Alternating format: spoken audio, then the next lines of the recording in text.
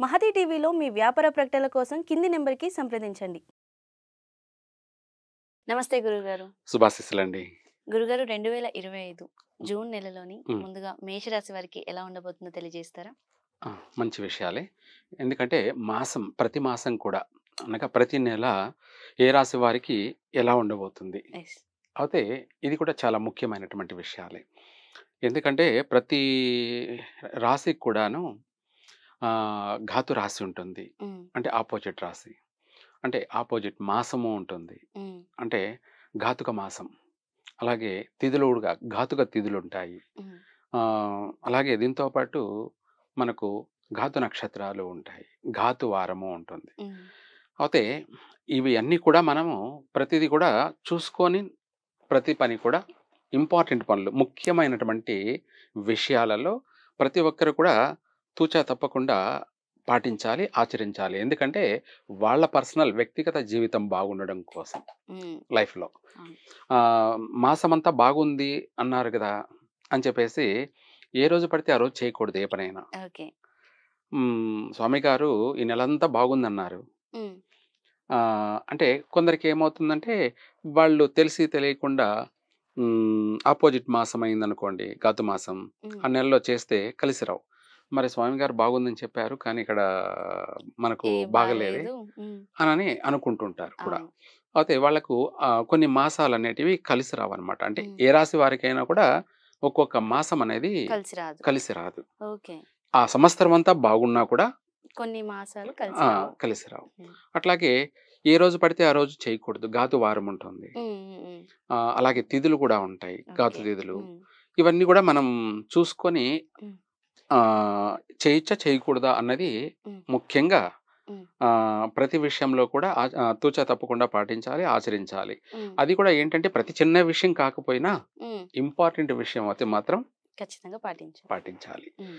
మనము పిచ్చిగా మళ్ళీ ప్రతిదానికి భయపడాల్సిన అవసరం లేదు. లేదు. హ్మ్. అలా అనేసి మనము గుడ్డిగా వెళ్ళకూడదు. హ్మ్. తెలివిగా నడుచుకోవాలి ఎవరైనా నడుచుకోవాలి. కూడా. ఓకే. అంటే వాళ్ళ జీవితం అనేది 3 పూలు 6 కాయల్లా హ్మ్. కొనసాగించుకోవడానికి ఇవన్నీ కూడా అవసరం. అవసరం.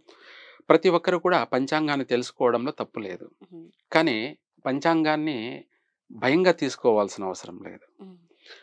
అదే భాగంలో మనము మేషరాశి. హ్మ్. మేషరాశి వారికి ఈ జూన్ నెల హ్మ్. ఫలితాలు. ఒక మాటలో చెప్పాలంటే ఈ జూన్ నెల వీళ్ళకు యోగదాయకమైనటువంటి మాసం. ఓకే. యోగదాయకమైనటువంటి మాసము అంటే ఏ పని చేసినా కూడా కలిసొస్తుంది. ఓకే. నూతన వ్యాపారాలు ప్రారంభం చేసుకోవచ్చు. ఓకే. అంటే ఎవరెవరు తగినటువంటి వాళ్లకు అవగాహన ఉన్నటువంటి వ్యాపారం. హ్మ్. ఎటువంటి వ్యాపారమైనా కూడా ఈ మాసంలో జూన్ నెలలో ప్రారంభం చేసుకోవచ్చు. ఓకే అండి. అభివృద్ధి చెందుతారు కూడా. హ్మ్. ఈ జూన్ నెలలో ప్రారంభం చేసిన ఆ వ్యాపారం వల్ల కూడా జీవితాంతం హ్మ్. సుఖంగానే హ్మ్. అభివృద్ధి చెందుతారు. వావ్! అలాగే వ్యాపారం ఒకటే కాదు, హ్మ్. వివాహ ప్రయత్నాలు కూడా చేసుకోవచ్చు. హ్మ్. ప్రయత్నాలు మాత్రం చేసుకోవచ్చు. ఓకే. ఇప్పుడు ఈ మాసంలో ప్రయత్నం చేస్తే తప్పకుండా ఈ సంవత్సరంలో వివాహమయ్యే తీరుతుంది. ఓహో! ఈ జూన్ నెలలో వివాహ ప్రయత్నం అనేది చేయడం వల్ల ఈ సంవత్సరంలో ఎప్పుడైనా కూడాను హ్మ్. అంటే అనుకోకుండా శ్రావణ మాసంలోనూ అయ్యే అవకాశం ఉంది. హ్మ్. లేదంటే ఆశ్వేజ మాసంలోనూ అయ్యే అవకాశం ఉంది. లేదా ఓకే. ఈ సంవత్సరం చివరి లోపల తప్పకుండా ఎటువంటి వారికైనా కూడా హ్మ్. ఎంత ఆలస్యమయ్యున్నటువంటి వాళ్ళకు కూడా ఈ నెలలోని ఈ నెలలో ప్రారంభం చేసుకోవడం వల్ల హ్మ్. ఈ సంవత్సరంలో కళ్యాణం జరిగి తీరుతుంది. ఓకే. అది కుజ దోషాలున్నా సరే, హ్మ్. ఎటువంటి దోషాలున్నా కూడా హ్మ్. ఈ మాసంలో ప్రయత్నం చేయడం వల్ల ఈ సంవత్సరంలో అయితే వివాహం అవుతుంది. ఓకే. అదే కాకుండా మనము మనకి ఇంపార్టెంట్‌గా ప్రతి చిన్న విషయాన్ని మనము ఆహ్, భయంగా పరిగణలోకి తీసుకోవాల్సిన అవసరం లేదు. హ్మ్.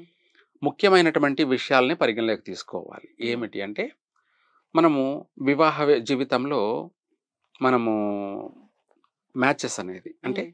మనకు అబ్బాయికి, వరుడికి, వధువుకి హ్మ్. ఇద్దరికీ కూడా గుణాలు సరిపోతున్నాయి అని హ్మ్. అనుకుంటే పొరపాటే. హ్మ్. గుణాలతో పాటు కుండలిని పరిశీలించాలి. ఓకే. గ్రహ కుండలిని. గ్రహ హ్మ్. కుండలిని అంటే ఇద్దరు మ్యాచింగ్. హుహు. గ్రహ కుండలిలో ఇద్దరి విషయాలలో సంతానం ఉన్నారా? లేరా? హ్మ్. మెయిన్. హ్మ్. సంతానం ఉన్నారంటే ప్రశాంతంగా చేసుకోవచ్చు. ఓకే. సంతానం లేరు అనుకోండి, ఆ హ్మ్. సంబంధాలని క్యాన్సెల్ చేసుకోవడం చేసుకోవడం మంచిది. మంచిది. హ్మ్. ఎందుకంటే ఇప్పుడు సంతాన సమస్యలు అధికంగా ఉన్నాయి. ఉన్నాయన్నమాట. అవును. ఆరోగ్య సమస్యలు, సంతాన సమస్యలు. హ్మ్. ఇదే కాకుండా రెండో విషయం ఏమిటంటే హ్మ్. ఆయుష్. హ్మ్. ఇది ఇంపార్టెంట్ అన్నమాట. ఓకే. ఆయుష్. హ్మ్. అబ్బాయి జాతకంలో ఆహ్, పూర్ణ ఆయుష్మంతుడా? కాదా? హ్మ్. అలాగే అమ్మాయి జాతకంలో కూడా మాంగల్య బలం ఉన్న అమ్మాయా? కాదా? ఈ హ్మ్. రెండిట్లోనూ చూసుకోవాలి మ్యాచ్‌లో. హ్మ్. ఈ 2 కూడా బాగానే ఉన్నాయనుకోండి అనుకూలంగా, ఆ హ్మ్. సంబంధాన్ని మనం వదులుకోవాల్సిన అవసరంలా ప్రశాంతంగా చేసుకోవచ్చు. చేసుకోవచ్చు. లేదు ఇద్దరిలో ఏ ఒక్కరిలో కూడాను మాంగల్య దోషం అనేది కానీ ఉందనుకోండి, హ్మ్. ఆ సంబంధం చేసుకోకపోవడం మంచిది. మంచిది. ఎందుకంటే చేసుకొని మన జీవితంలో బాగుపడేదేముంది లేదుగా. ఎప్పుడైనా నష్టమే జరిగిపోతుంది. హ్మ్. అదే. చేసుకున్న తర్వాత మాంగల్య దోష ప్రభావం అనేది ప్రాణ నష్టాలు జరిగితాయి. హ్మ్. అది దోషప్రదం హ్మ్. జీవితానికి. దాన్ని గూడా తప్పించుకు తిరుగువాడు ధన్యుడు సుమి అన్నట్టుగా ముందుగానే మనము మనం చేసుకునేటప్పుడే ఈ యొక్క మ్యాచింగ్ అనేది చూసుకోవాలి. చూసుకోవాలి. హ్మ్. లోపం ఉందనుకోండి, ఆ సంబంధాన్ని క్యాన్సెల్ చేసుకోవడం మంచిది. మంచిది. లేదు బాగుందనుకోండి, ఆ సంబంధాన్ని మనం ఇంకా రూ. 10 కట్నం ఎక్కువ ఇచ్చైనా చేసుకోవచ్చు. చేసుకోవచ్చు. ఓకే. అదే కాకుండా ఇంకా చెప్పాలి అంటే, అబ్బాయికి ఆయుష్ లోపం ఉందనుకోండి, హ్మ్. అమ్మాయి జాతకంలో మాంగల్య బలం ఉందనుకోండి, హ్మ్. ఆ సంబంధాన్ని వదులుకోకూడదు. ఓకే. ఆ సంబంధం ఊరికైనా సరే చేసుకోవచ్చు. హుహు. లేదా ఎదురు కట్నం ఇచ్చైనా చేసుకోవచ్చు. చేసుకోవచ్చు. ఎందుకంటే మాంగల్య బలం ఉన్న అమ్మాయి ఏంటంటే, హ్మ్. సర్వ విధాల శుభప్రదం. హ్మ్. ఇద్దరు కూడా సుమంగలి. ఆ! ఓకే. ఇద్దరు కూడా సుమంగలి అంటే పూర్ణాయుష్యవంతులు ఇద్దరు కూడా. ఇద్దరు. హ్మ్. రెండోది విడిపోయే ప్రసక్తి ఉండదు. ఓకే. విడిపోయే ప్రసక్తి ఉండదు. ప్రసక్తి ఉండదు. హ్మ్. హ్మ్. ఒకవేళ అంత బలీయమైనటువంటి దోషమున్నా హ్మ్. ఈ మాంగల్య బలం ఉండడం వల్ల హ్మ్. చిన్న చిన్న సమస్యలు మాత్రమే వస్తాయి. హ్మ్. దాని గురించి భయపడాల్సిన అవసరం లేదు. లేదు. అలా రెండో విషయం అది. మూడో విషయం ఏంటంటే హ్మ్.